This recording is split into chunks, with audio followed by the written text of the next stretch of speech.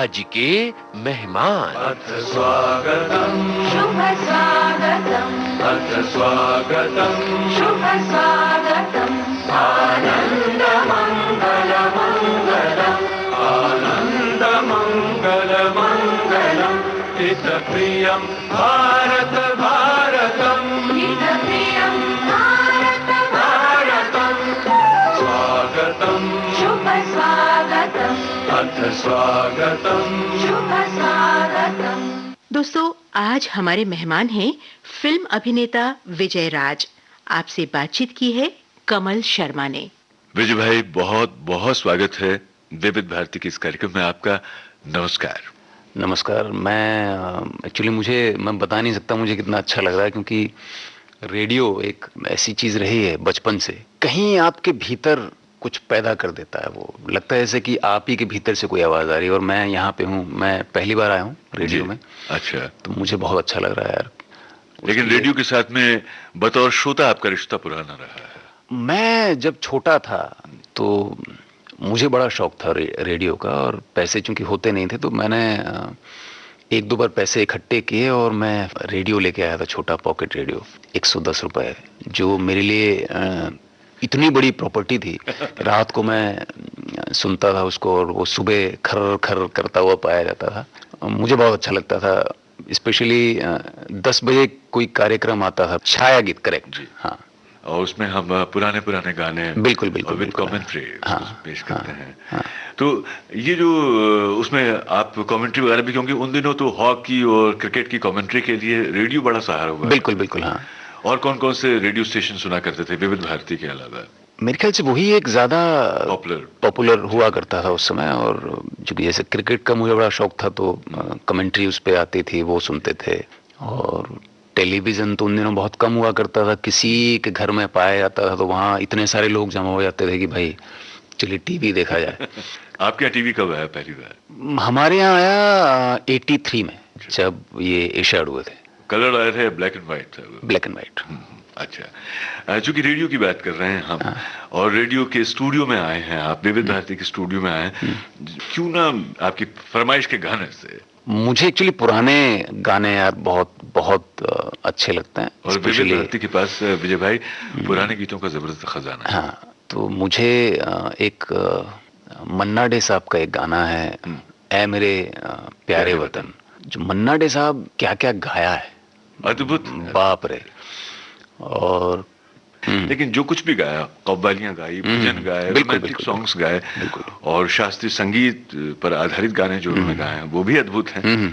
उनका गाना, ये काबुली वाला फिल्म का गाना है, प्रेम धवन साहब का लिखा हुआ है और सलील चौधरी साहब का संगीत है। सुनवा दिया जाए? बिल्कुल। ऐ मेरे प्यारे वतन। ऐ मेरे प्यारे वतन, ऐ मेरे बिछड़े चमन, तुझ पे दिल कुर्बान, तू ही मेरी आरज़ू, तू ही मेरी आबरू, तू ही मेरी जान। ऐ मेरे प्यारे वतन, है मेरे बिछड़े चमन, तुझ पे दिल कुर्बान।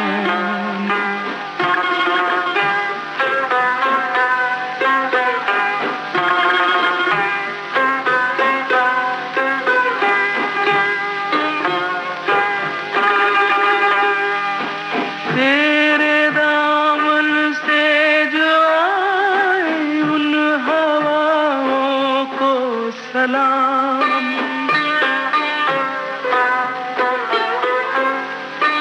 तेरे दामन से जो आए उन हवाओं को सलाम, चूम लूं मैं उस जुबां को जिस पे आए तेरा नाम, सबसे प्यारी सुबह तेरी, सबसे रंगी तेरी शाम, तुझ पे दिल कुर्बान, तू ही मेरी आरज़ू, तू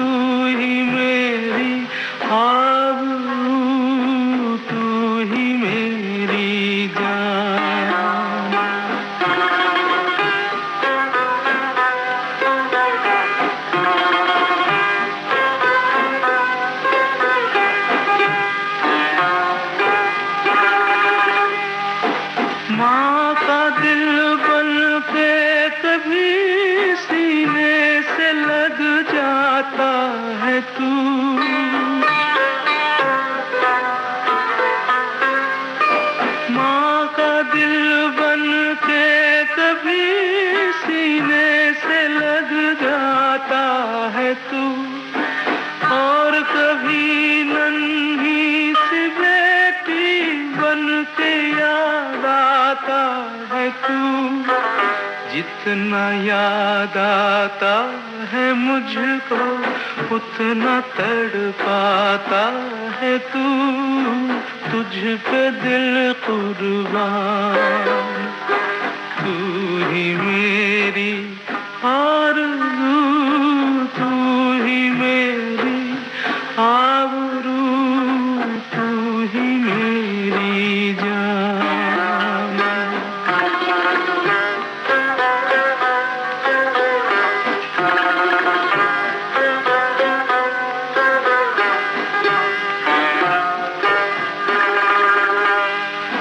छोड़ कर तेरी ज़मीं को दूर आ पहुँचे हैं हम,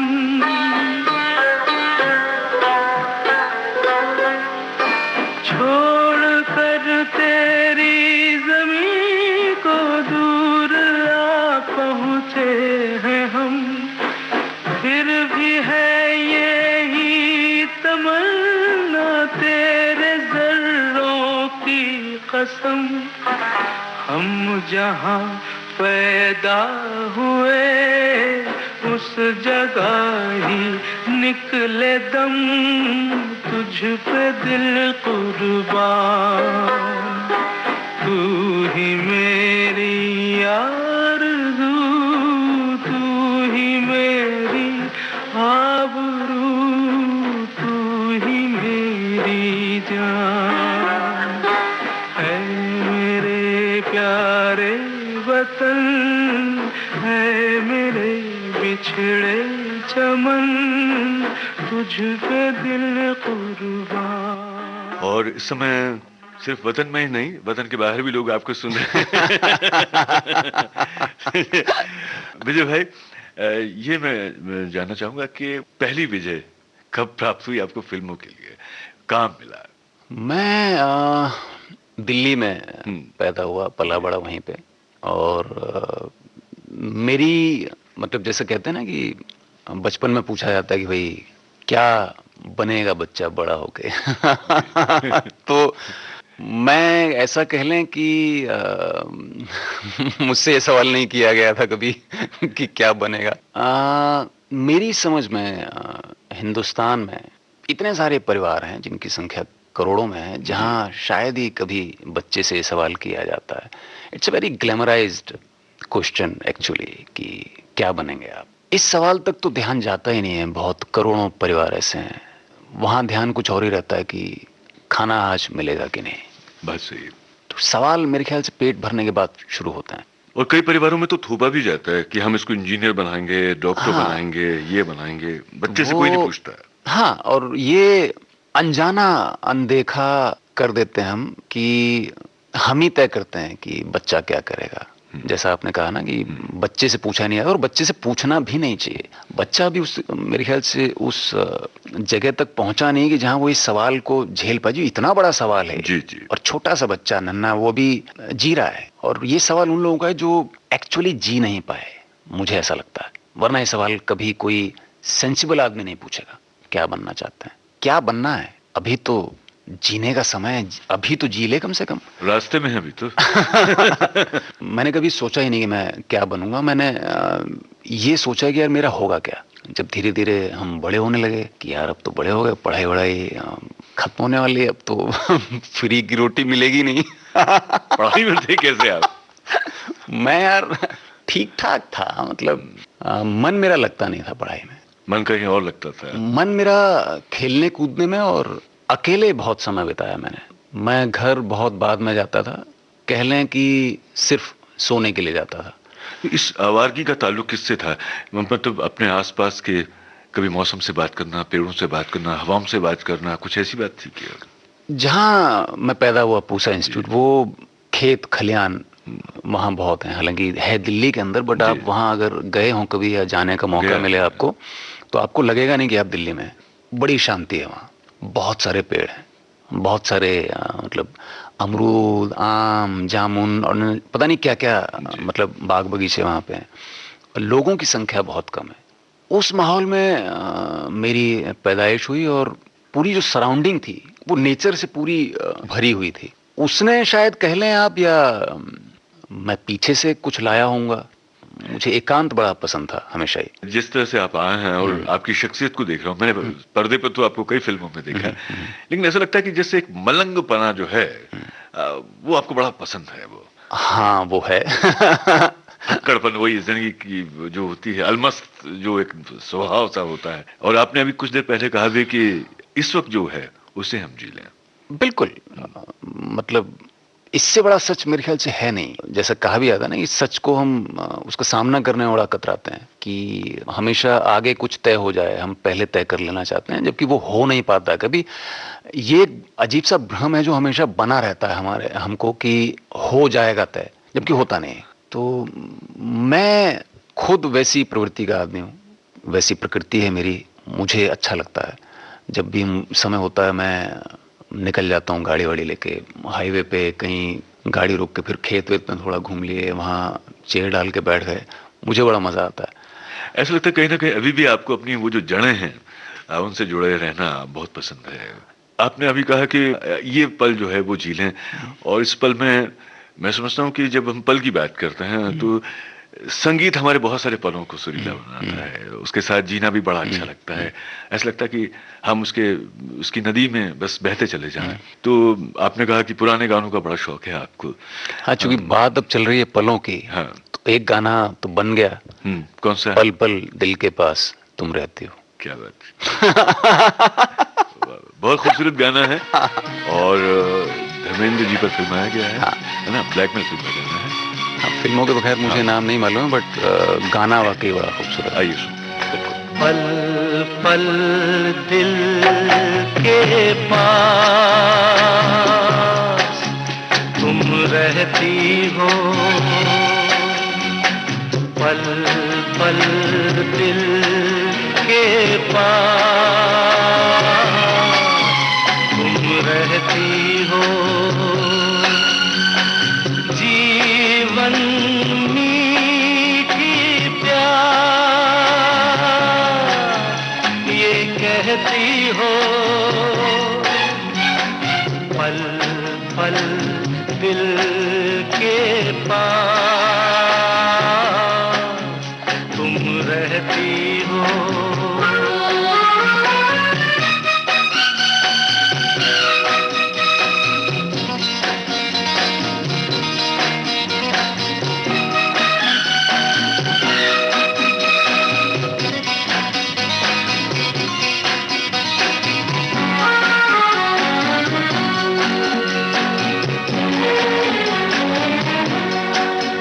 हर शाम आँखों पर तेरा आंचल लहराए, हर रात यादों की बारात ले आए।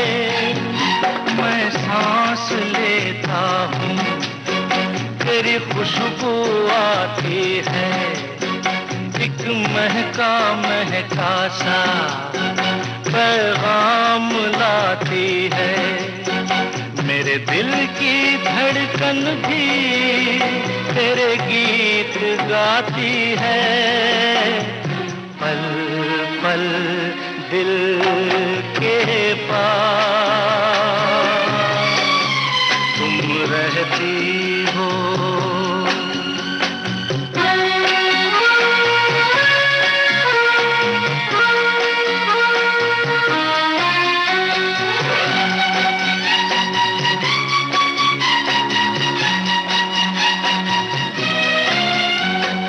तुझको देखा था मैंने अपने आंगन में, जैसे कह रही थी तुम मुझे बांध लो बंधन में।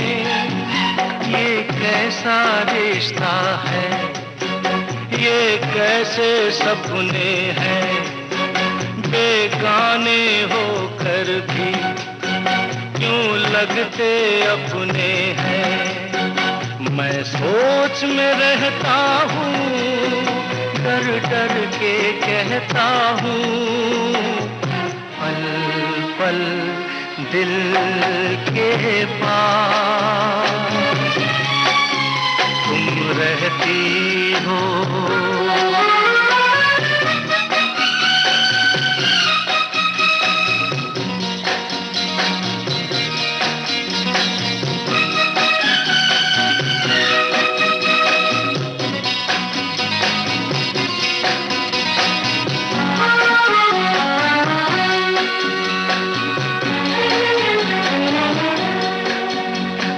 सोचोगी क्यों इतना मैं तुमसे प्यार करूं, तुम समझोगी दीवाना मैं भी इकरार करूं। दीवानों की ये बातें दीवाने जानते हैं, जलने में क्या मजा है परवाने जानते हैं। तुम यूं ही जलाते रहना आकर ख्वाबों में, पल पल दिल के पास तुम रहती हो। जीवन मीठी प्यास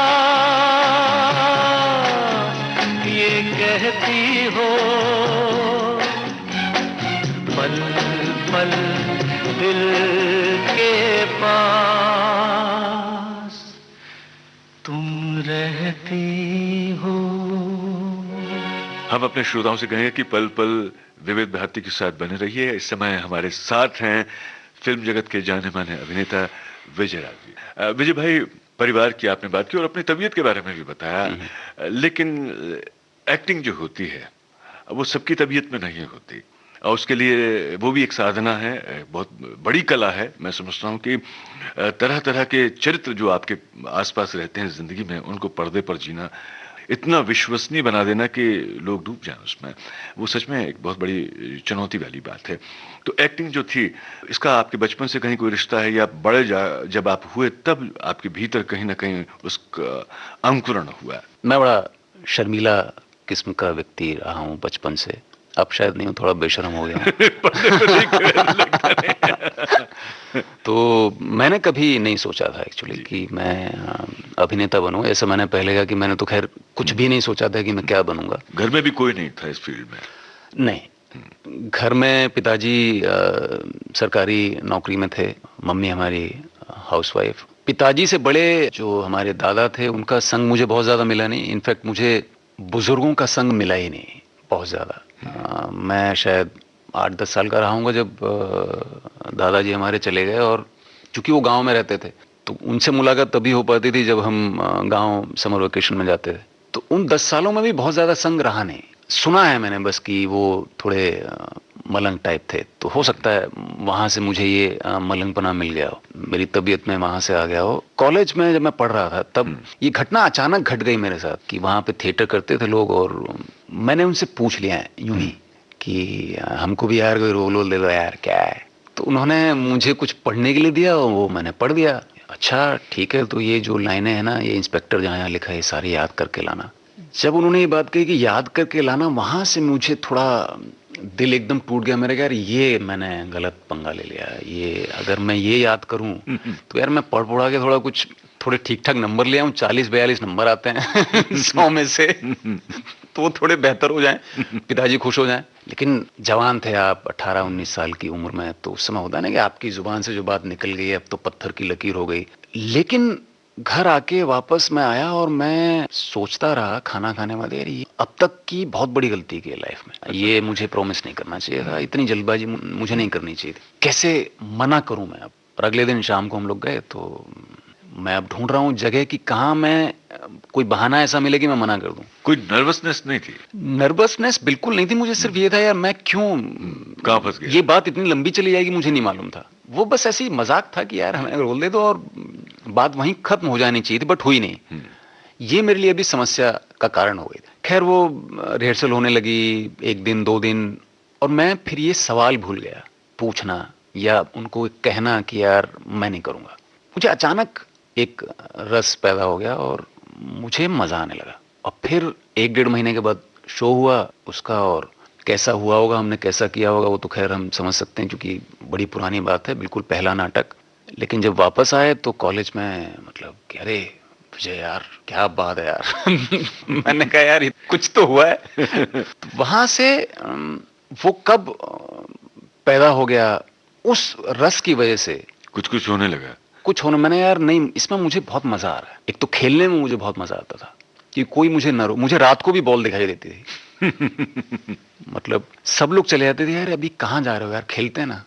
मैं थकता नहीं था, मुझे इतना मजा आता था खेलने में। या फिर मैं अकेला रहता था, अकेला घूमता था। हमको एक छोटी जमीन मिली हुई थी जहाँ पे हम सब्जियां उगाया करते थे, तो मैंने बहुत सारी सब्जियां, हर तरह की सब्जियां उगाई हैं बचपन में। वहीं पे कुआं था, वहां से पानी निकाल के उसमें देते थे, या वो काम करता था। इतना कहें स्वाद मुझे किसी भी चीज में मेरे इतिहास में आया नहीं था। और सिर्फ इसी बात ने, और मुझे बिल्कुल नहीं पता था कि ये बात मुझे एक दिन बॉम्बे ले आएगी, यहां तक जा सकते हैं इस बात से, मुझे ये बिल्कुल पता नहीं था और मुझे इस बात से कुछ लेना देना नहीं था। तो बॉम्बे हम आएंगे थोड़ी देर के बाद में, लेकिन उसके पहले एक गाने को छेड़ा जाए, आपकी पसंद के गाने को। गाना मुझे अभी कुछ भी याद नहीं है, आप भी सुना दीजिए अपनी पसंद का। जिंदगी कैसी है पहेली हाय, कभी तो हंसाए कभी ये रुलाए। जिंदगी कैसी है पहेली हाय, कभी तो हंसाए कभी ये रुलाए।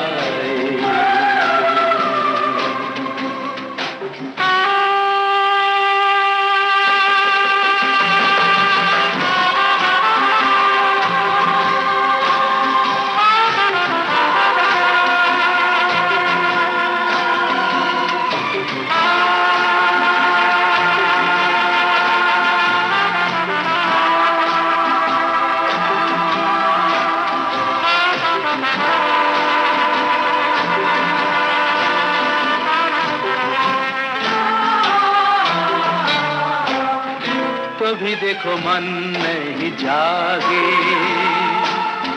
पीछे पीछे सपनों के भागे। तो भी देखो मन नहीं जागे, पीछे पीछे सपनों के भागे। एक दिन सपनों का राही चला जाए सपनों से आगे कहाँ। जिंदगी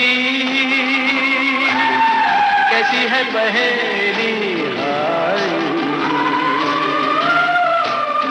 कभी तो हंसाए कभी ये रुलाए।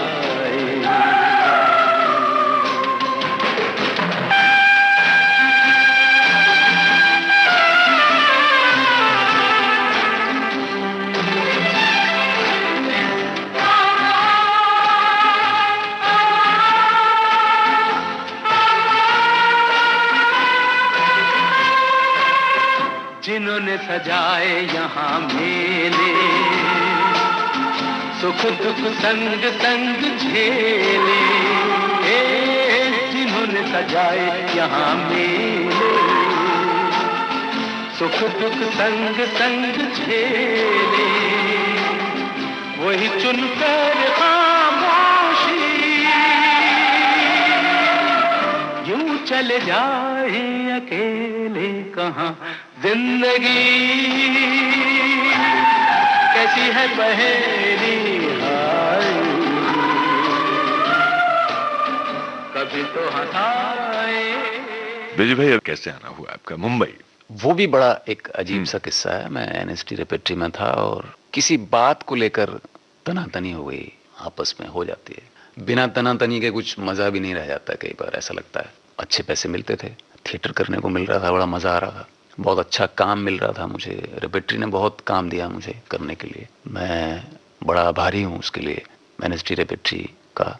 जब वो बात वाकया हो गया तो वो उसके बाद फिर एक ही चाह रहा था कि आप बम्बई चले आए। तो 98 में मैं बॉम्बे आया। पिछले सितंबर की 13 तारीख को मुझे पूरे 11 साल हो गए। जब नए नए आया तो एकदम समझ में नहीं आया यार यहाँ पे करें क्या मतलब करें क्या, कैसे जाएं और काम मांगे और जाएं कहाँ, सड़क पे तो कोई घूमता नहीं है। तो पड़े रहे मतलब घर में और सिर्फ यही सवाल कि यार कैसे, मतलब करें कैसे, क्या करें। तो कुछ पुराने दोस्त थे यहाँ पे, उनसे पूछा कि भाई कैसे होता है, कि होता कुछ नहीं, फोटो खिंचाओ, फोटो खिंचा के बांटो। मैंने हाँ ये तो अच्छा तरीका है यार तो फोटो वोटो खिंचवाई गई, शक्ल आपकी चाहे जैसी भी हो, फोटो चाहिए, फोटो वोटो खिंचवाई और जो है उसके बाद फ़ोन करके लोगों से एड्रेस मांगे गए और एड्रेस जाके वहाँ फोटो वोटो बांट दी गई। हो गया जैसा होना था। मेरी समझ में मैं ऐसा मानता हूँ कि किस्मत बड़ी चीज़ है, कहाँ पे आपका क्या होगा। आप अपनी तरफ से चीज़ें करते ज़रूर हैं क्योंकि वो करनी होती हैं, बट तमाम चीज़ें मेरे ख्याल में हर चीज़, किस्मत एक वर्ड है, एक नाम दे दिया, एक ऐसी शक्ति को नाम कह लें, उसके बिना कुछ होता नहीं। डेस्टिनी को आप मानते हैं? बिल्कुल मानता हूँ। और टैलेंट एक बड़ी अजीब सी चीज़ है, ये एक अजीब सी बहस का मुद्दा भी हो सकता है अगर हम बात करें तो, अगर आप टैलेंट के हिसाब से बात करते हैं। और मैं अपनी ही बात को काटूंगा कि हमको वो बहस नहीं छेड़नी चाहिए, क्योंकि जब हम बिना अपने जाने पैदा हो जाते हैं तो बिना वो जो टैलेंट जिसकी हम बात कर रहे हैं, बिना वो हुए भी हम बहुत बड़े कलाकार कहे जा सकते हैं, क्योंकि हम ही तय कर रहे हैं कि आप बड़े हैं, आप छोटे हैं, और हम तय कर रहे हैं जो हम ही हमारे कंट्रोल में नहीं है। तो ऐसी किस्मत की बात कह लीजिए कि चीज़ें बन गई, वरना ऐसा आपने कहा कि जाने माने कलाकार हैं, वो सब यार मुझे नहीं लगता कि वो उस बहस में हमको पढ़ना चाहिए। किस्मत थी मेरी, मुझे काम मिल गया और किस्मत ही कह लें उसे कि लोगों को वो अच्छा लगता है। विविध भारती से इस समय आप सुन रहे हैं प्रोग्राम आज के मेहमान, और आज हमारे मेहमान हैं फिल्म अभिनेता विजय राज। आपसे बातचीत की है कमल शर्मा ने। विजय भाई, बहुत सारी फिल्मों में आपने काम किया है, एक अलग पहचान भी है आपकी, लोग देखते हैं और बड़े प्रसन्न होते हैं आपका काम देख करके, बड़े प्रभावित होते हैं। रेpertory का आपने जिक्र किया, मैं ये बात पीछे छूट गई थी, थोड़ा सा फिर से हम फ्लैशबैक में जाते हैं जरा। वहाँ कैसे, किसी ने प्रेरित किया आपको या कहीं से आपको जानकारी मिली? कॉलेज में जब शुरू हो गया सब कुछ, तो उसके बाद हम लोग मंडी हाउस आ गए। मंडी हाउस एक ऐसी जगह है जहाँ पे स्कूल भी है और थिएटर एक्टिविटीज़ बहुत ज़्यादा होती हैं। तो साक्षी कला मंच एक एमेच्योर थिएटर ग्रुप वहाँ पे है, और वहाँ पे मैं कॉलेज से आप वहाँ एक थोड़े से प्रोफेशनल तरह के लोगों के बीच में एंट्री हो गई। तो उनकी बातें समझ में ना आए, कह रहे बात क्या कर रहे हैं यार, पता नहीं क्या क्या नाम ले रहे हैं वो विदेशी नाम, जो हमारी समझ से और हमारी जानकारी के हिसाब से बड़े दूर के कोई हैं और इसका ये एक्चुअली आदमी का नाम ले रहे हैं या किसी चीज़ का नाम ले रहे हैं, उतना तक समझ में नहीं आता था। एक्चुअली जब मैं थिएटर मैंने ज्वाइन किया तो थिएटर का मुझे आज भी मतलब नहीं मालूम, एक्चुअली पहले भी नहीं मालूम था। मुझे तो बस मज़ा आता था यार, मैं एक्टिंग कर रहा हूँ, मुझे मज़ा आ रहा है, इतना ही मेरे लिए था। इसका क्या मतलब है, इसका क्या मतलब, क्या होता है, ये क्या करना है और हम कौन हैं, ऐसा कुछ मेरे ये सब, मुझे इससे कोई लेना देना था नहीं। मुझे अच्छा लग रहा है, बस बात खत्म हो गई। छोटा छोटा रोल मिलने लगा। फिर एक प्ले हुआ रोमियो एंड जेनेट, एक बाहर का प्ले है, जिसमें मुझे अचानक एक बड़ा रोल मिल गया। अचानक यूं कि पहले कोई और कर रहा था जो बड़ा एक्टर था, पुराना एक्टर था, तो उन्होंने दे दिया। तो मैंने कहा यार चलो, तो हम करने लगे और वो मेन रोल था, मतलब उस नाटक में। बाकी जितने भी लोग थे वो सब सीनियर लोग थे, तो मैं ही एक था जो सबसे छुटभैया इसको कह लें। तो इतने सीनियर लोगों के साथ काम करने का मौका मिला पहली बार, और प्ले बड़ा बढ़िया हो गया और मुझसे बड़ा बढ़िया हो गया काम। मतलब ऐसा कहा लोगों ने। जे.एन. कौशल एक व्यक्ति रहे हैं जिनका जो रेपेट्री चीफ हुआ करते थे, उन दोनों बड़े ही प्यारे इंसान। उन्होंने वो प्ले देखा था, 2-3 बार देखा था और उनको बड़ा पसंद आया। तो मुझे उन बुलाया रेपेट्री में कि सुनो, तुम रेपेट्री ज्वाइन करना चाहोगे, 3,000 रुपये मिलेंगे। और तो 3,000 सुन के मैं बाकी सुनना ही बंद कर दिया मेरे कानों ने शटर डाउन कर लिया कि 3,000 के बाद मैं 3,000 के हिसाब लगाने लगे। 6 महीने के लिए बुलाया है, तो 6 या 18,000 में इतना इतना इतना, ना मैं वो आंकड़े में चला गया बाकी वो क्या बोल रहे हैं मुझे कुछ नहीं मालूम फिर ये था कि यार ये क्यों पूछ रहे हो, करोगे क्या हाँ मैं करूंगा। ऐसे वहाँ मेरी एंट्री हो गई, तो मुझे गेस्ट आर्टिस्ट उन्होंने ले लिया। उसके बाद उन्होंने ही मुझसे कहा कि आप परमानेंट होने के लिए यहाँ पे अप्लाई करें, क्योंकि मेरे लिए तो उतना काफ़ी हो गया था कि 6 महीने उन्होंने मुझे रख लिया, बड़ी मेहरबानी, 18,000 रुपये मिल गए, बस 1-1.5 साल लाइफ का और कट जाएगा, बाकी अपना घूमते रहेंगे। क्योंकि मैंने कभी माना ही नहीं अपने आप को कि मैं जो टैलेंट की आप अभी जिक्र कर रहे थे, कि वो मुझे समझ में कभी आया नहीं कि हाँ अच्छा हो गया, पता नहीं कैसे हो गया, मुझे पता नहीं, अगर इसी को कहते होंगे टैलेंट तो ठीक है। तो कौशल साहब ने आखिरी समय था, आखिरी दिन था कि आप भर दें, तो मैंने अप्लाई कर दिया और मुझे बुला लिया गया इंटरव्यू के लिए। मुझे कुछ आता नहीं था, जो थिएटर मैंने पढ़ा नहीं था, क्या क्या इतिहास में किसने क्या, मुझे कुछ नहीं मालूम था, जो आज भी नहीं मालूम है। और जो मुझे समझ में आता था वैसा मैंने एक इंटरव्यू दे दिया और मुझे सेलेक्ट कर लिया उन लोगों ने, यार पता नहीं कैसे। तो पहले वो लोग 1 साल के लिए लेते हैं, 1 साल के बाद 2 साल का रिन्यूअल होता है, फिर 2 साल के बाद 3 साल का होता है, तो मैक्सिमम आप 6 साल तक रह सकते हैं वहाँ पे। तो 1 साल के लिए जैसे उन्होंने लिया तो मैंने फट से, फिर तनख्वाह हो गई 4,000, तो 12 चौक 48 मैंने 48,000 का हिसाब लगा लिया। मैं यार आगे रखे नहीं रखे निकाल देंगे, और ऐसा हुआ नहीं। फिर 2 साल के लिए मिल गया और फिर मुझे कुछ कुछ छोटा छोटा काम उन्होंने दिया, जो इत्तेफाक से वापस ठीक हो गया। फिर उन्होंने बड़े रोल देना मुझे शुरू किया, और उसके बाद एक समय ऐसा था कि काफ़ी इम्पोर्टेंट काम रेपेटरी ने मुझे दिया, और इत्तेफाक से वो सभी अच्छा हो गया और लोग पसंद करने लगे। किन किन कलाकारों के साथ में, निर्देशकों के साथ में, खासतौर से थिएटर की पर्सनालिटी की हम बात करें, आपको काम करने का मौका मिला? M.K. रैना साहब, रंजीत कपूर साहब, D.R. अंकुर साहब, बजाज साहब, B.M. शाह, मोहन उप्रेती साहब, बापी बोस, कई सारे नाम हैं जिनका सानिध्य मिल पाया मुझे। काबिलियत थी नहीं, लेकिन होता है कई बार, चलता है कि आप नहीं हैं काबिल, लेकिन होता ना कि गेहूं में घुन भी पिस जाता है और टेस्ट गेहूं का ही आता है। तो विजय भाई, अभी मौका है और गाना अपने सुनने वालों के लिए पेश करने का, आपकी तरफ से आपकी पसंद का गाना वो सुनवाएंगे, और उसके बाद में फिर किस्सों पे फिर चलेंगे। जी। अभी किशोर साहब का गाना है, शराबी फिल्म का, हालांकि फिल्म बहुत ज्यादा पुरानी, बट बहुत अच्छा गाना है वो।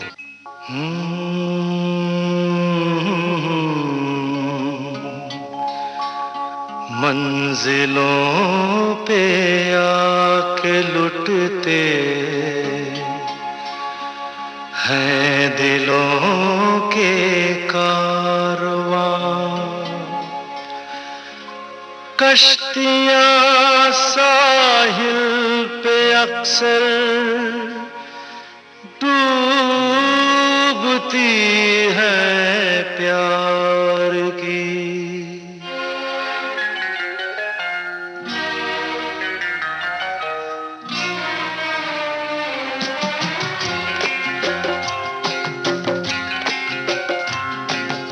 मंजिलें अपनी जगह है, रास्ते अपनी जगह, मंजिलें अपनी जगह है, रास्ते अपनी जगह, जब कदम ही साथ ना दे तो मुसाफिर क्या करे।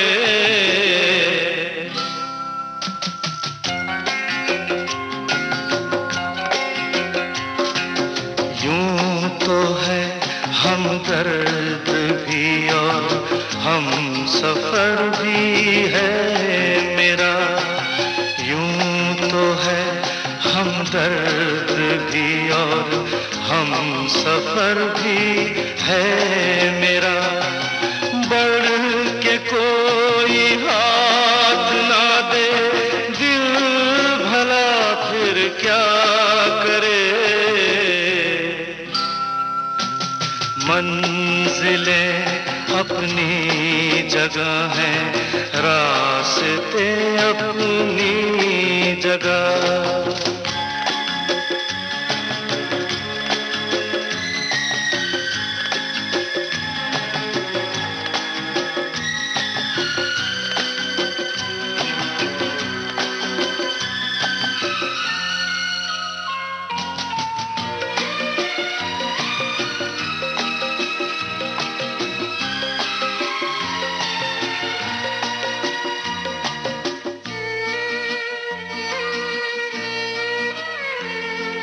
डूबने वाले को तिनके का सहारा ही बहुत, दिल बहल जाए फकत इतना इशारा ही बहुत, इतने पर भी आसमां वाला गिरा दे बिजलियां, कोई बतला दे जरा ये डूबता फिर क्या करे। मंजिलें अपनी जगह हैं, रास्ते अपनी जगह।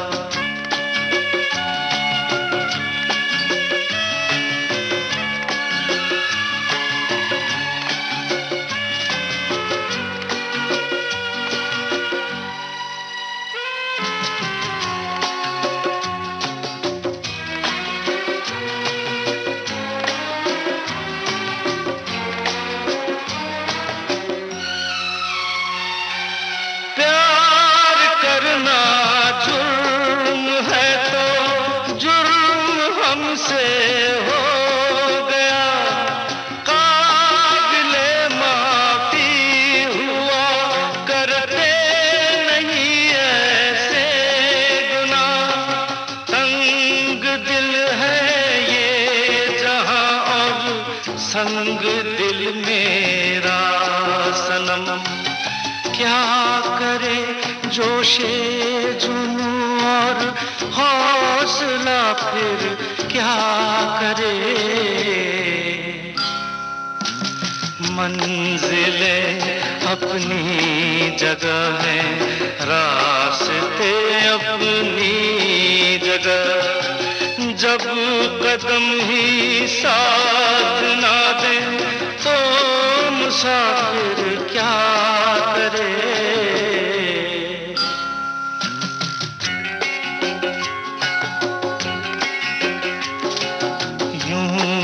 है हमदर्द भी और हम सफर भी है मेरा, बढ़ के कोई हाथ ना दे दिल भला फिर क्या करे।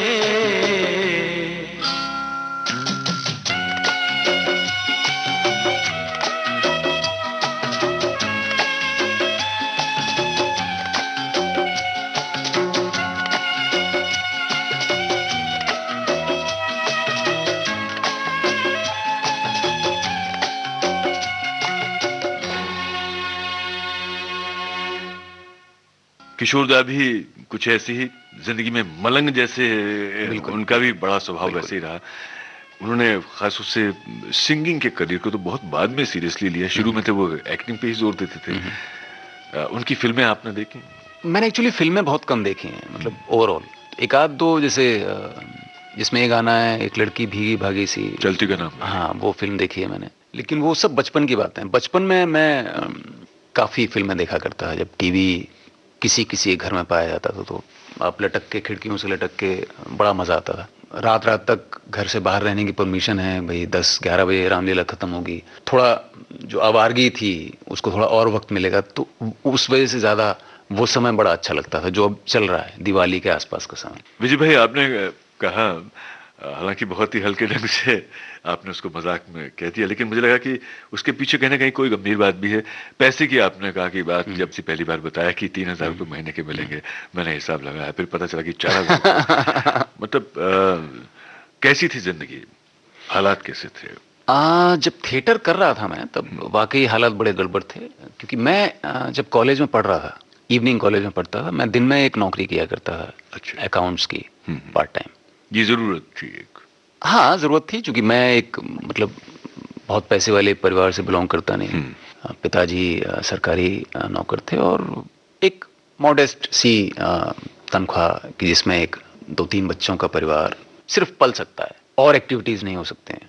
ख्वाहिश नहीं थी मेरी कभी भी कि ऐसा हो, पैसों से पूरे हों, ऐसे सपने मैंने कभी देखे नहीं।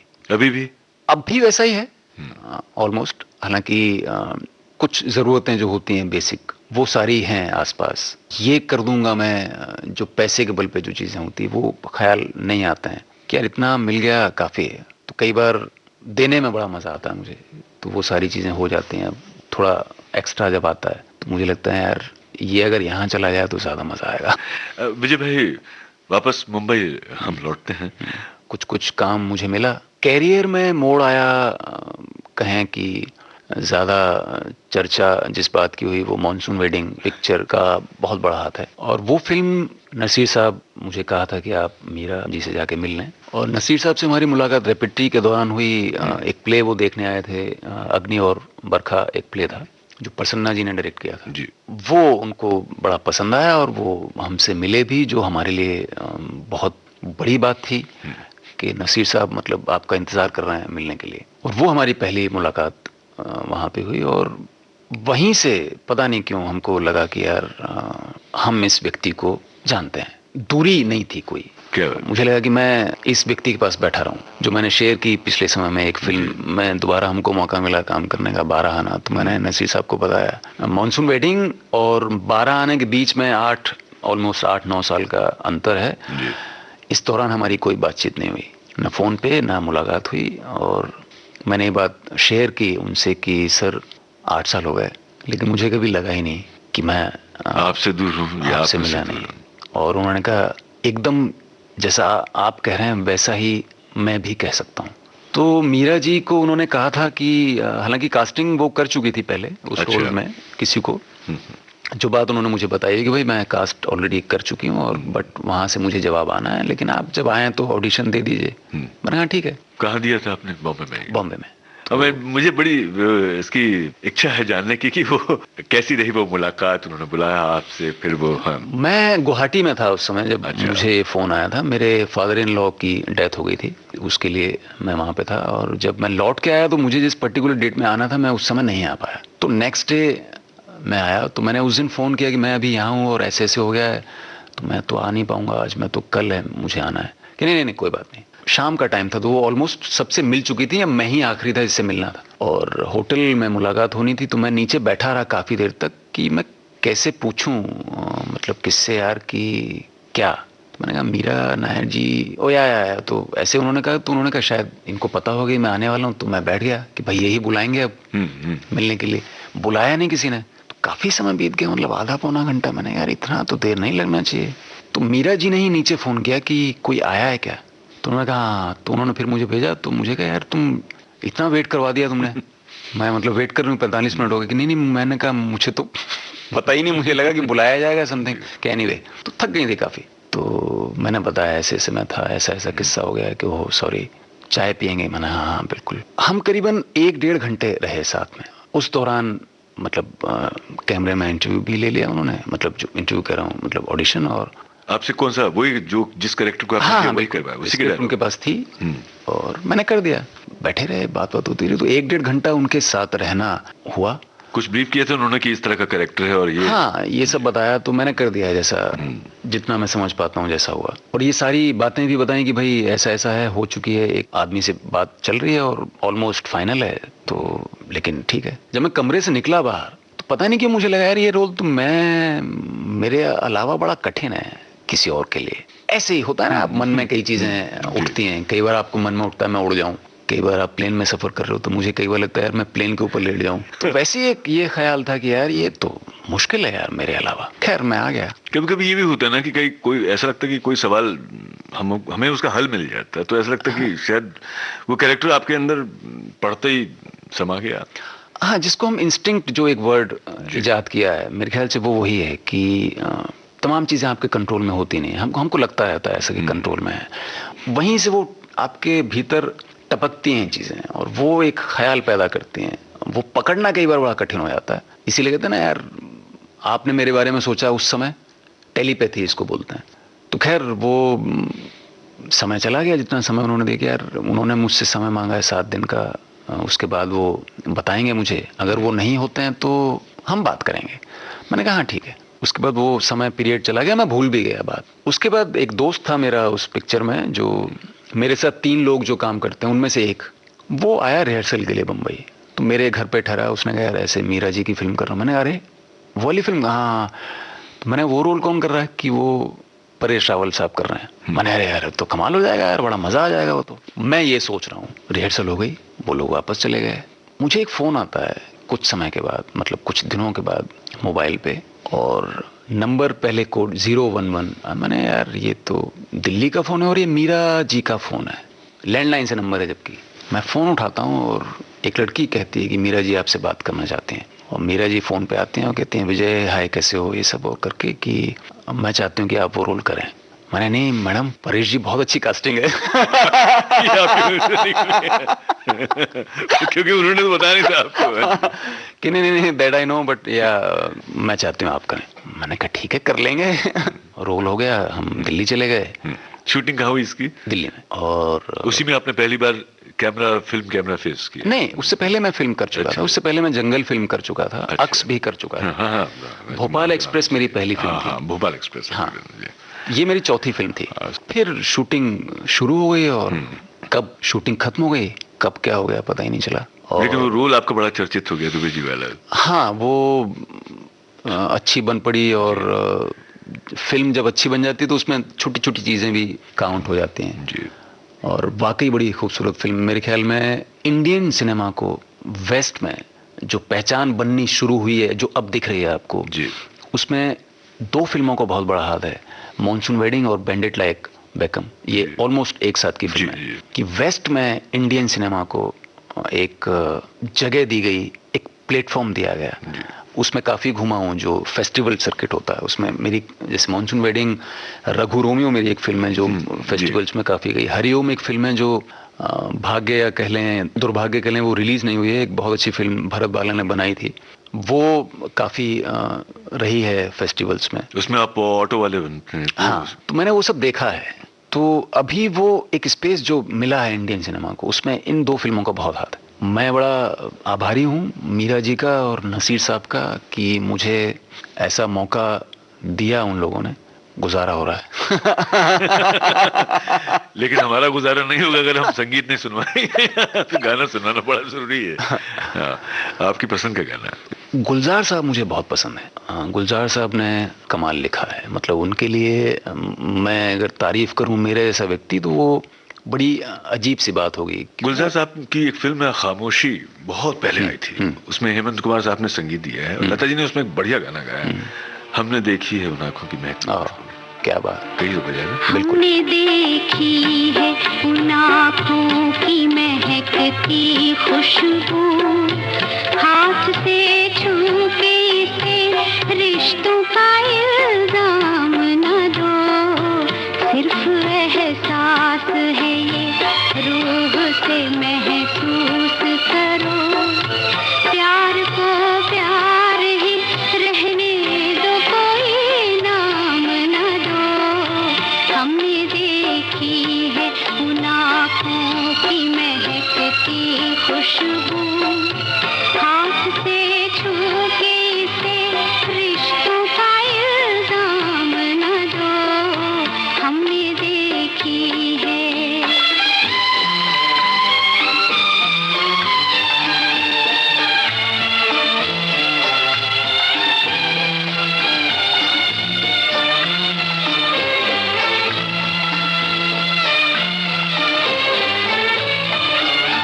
प्यार कोई बोल नहीं, प्यार आवाज नहीं, एक खामोशी है, सुनती है कहाँ करती है, न ये बुझती है न रुकती है न ठहरी है कहीं, नूर की बूंद है सदियों से बहा करती है, सिर्फ एहसास है ये रूह से महसूस करो, प्यार को प्यार ही रहने दो, कोई नाम न दो, हमने देखी है उन आँखों की महकती खुशबू, हाथ से छू के इसे रिश्तों का इल्जाम न दो,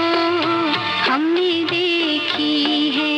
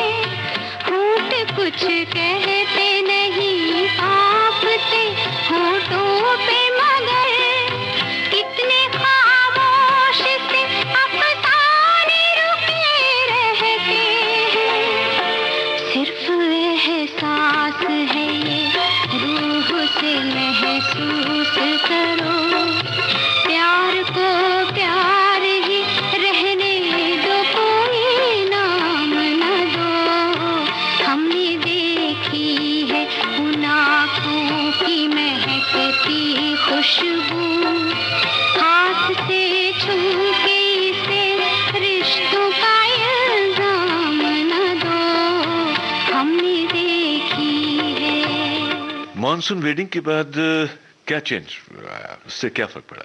फर्क अभिनेता के तौर पर चूंकि फिल्म चल पड़ी, लोग जानने लगे, थोड़ा काम देने लगे, और एक मेरे ख्याल से जिस फील्ड में आप हैं वहाँ ये आपके लिए काफ़ी अहम होता है कि आपको काम मिले, तभी आप चीज़ें आगे कर पाएंगे। और चूंकि आपकी रोजी रोटी भी यही है, आप का प्रोफेशन भी यही है, तो वो आपके लिए बड़ा इम्पोर्टेंट है, जीने के लिए भी। उस पिक्चर ने बड़ा मतलब वो सिनेरियो थोड़ा सा बदला, थोड़ा काम मुझे मिलने लगा और मैं थोड़ा ज़्यादा काम करने लगा।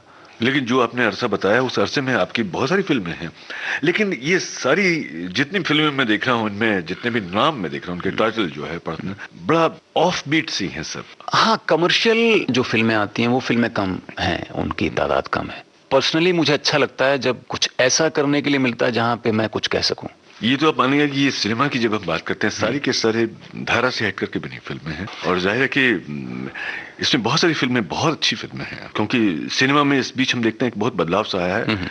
मुख्य धारा का सिनेमा तो है, उस मुख्य धारा की सिनेमा में भी रहते हुए लोगों ने बहुत अच्छा सिनेमा बनाया है, और अब नए नए डायरेक्टर्स आ रहे हैं, कहानी को नए आयाम दे रहे हैं, एक्टर्स बहुत अच्छे आए हैं, कहानी कहने की कला जो है खासतौर से सिनेमा की वो बदल रही है।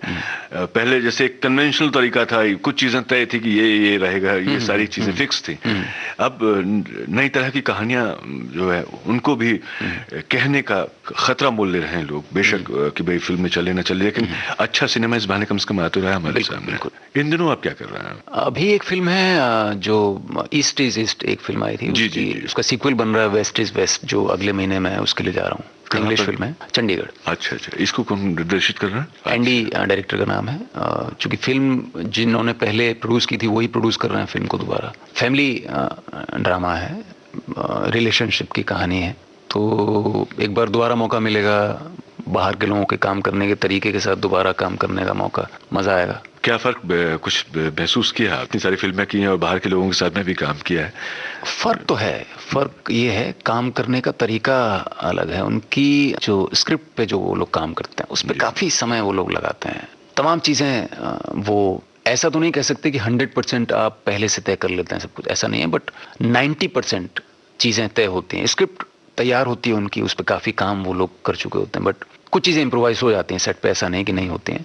हमारे यहाँ उस तरह के सिनेमा की संख्या अब होने लगी है, अब बढ़ने लगा है वैसा कि अब स्क्रिप्ट पे काम करने लगे हैं लोग, वरना सेट पे ही लिखा जाता है सब कुछ। कई बार एक आइडिया होता है किसी दिमाग में, चूंकि कमर्शियल सिनेमा की जो बात करें वहाँ पैसा ज़्यादा इंपॉर्टेंट होता है कहानी से, कि आपके पास 50 करोड़ रुपए हैं तो 50 करोड़ रुपए बहुत ज़्यादा इंपॉर्टेंट है ना कि कहानी इंपॉर्टेंट। पब्लिक जिन लोगों को देखने जाती है वो लोग बड़े इंपॉर्टेंट है ना कि कहानी इंपॉर्टेंट है। कपड़े वो क्या पहनेंगे वो ज़्यादा इंपॉर्टेंट है ना कि वो कपड़े क्या कहते हैं या क्यों पहने गए हैं, वो इतना इंपॉर्टेंट नहीं है। आप उस सिनेमा से क्या कहना चाहते हैं वो इतना इंपॉर्टेंट नहीं है। वो एक इट्स अ बिजनेस, व्यवसाय है, और वहाँ कि कैसे बेचना है, बेचना ज़्यादा इंपॉर्टेंट है, जो अब बदल रहा है।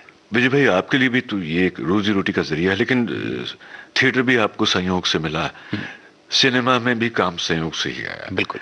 लेकिन इस सिनेमा की जब हम बात करते हैं, सिनेमा आपके लिए क्या है, कितनी गंभीरता से आप उसे लेते? मैं ऐसा मानता हूं कि बड़ा स्ट्रॉन्ग मीडियम है। असर पड़ता है कि नहीं पड़ता है ये बड़ा मुश्किल है इसके बारे में बता पाना। कुछ मुद्दों को लेके इतना कॉन्ट्राडिक्टरी है कि ये नहीं दिखा सकते, ये नहीं दिखा सकते, बट वो बेचा जा सकता है। उसको बेचना ही क्यों बंद नहीं किया है, उसको बनाना ही बंद क्यों नहीं किया जाता है? अगर आप इतनी सीरियसली लेते हैं इस बात को, समाज के लिए आप एक विचार हैं, आप एक सोच, आप हैं जो सोचते हैं समाज के लिए, तो ये क्यों नहीं सोचते हैं आप? वो क्या चीज है जो रोकती है? आपने असर की बात की, अगर असर नहीं होता तो लोग, सिनेमा हमारे यहाँ तो बहुत बड़ा आकर्षण है आज भी। हाँ। शायद वो आकर्षण ही उसे सिनेमा हॉल तक खींच करके लाता है। सिनेमा का जादू, उसका तिलिस्म, तो मैं समझता हूँ कि लगातार बढ़ता चला गया है। टिकटें महंगी हुई हैं बावजूद इसके लोगों ने जैसे कहा ना कि, जैसा मैं कह रहा था कि जो बुरी चीजें हैं वो सिनेमा ने सिखाई हैं समाज को, ऐसा मानते हैं लोग। बट आप फिल्में उठाएं, बुराई को कभी जीतते हुए दिखाया नहीं, अंत में सच की ही जीत होती है। हर सारे मुद्दे उठाए, वो चाहे राजनीति का हो, चाहे वो भूख का हो, प्यास का हो, रिलेशंस का हो, वहां से तो सोसाइटी ने कुछ नहीं सीखा। विजय भाई, कुछ और आने वाले प्रोजेक्ट्स के नाम जानना चाहेंगे?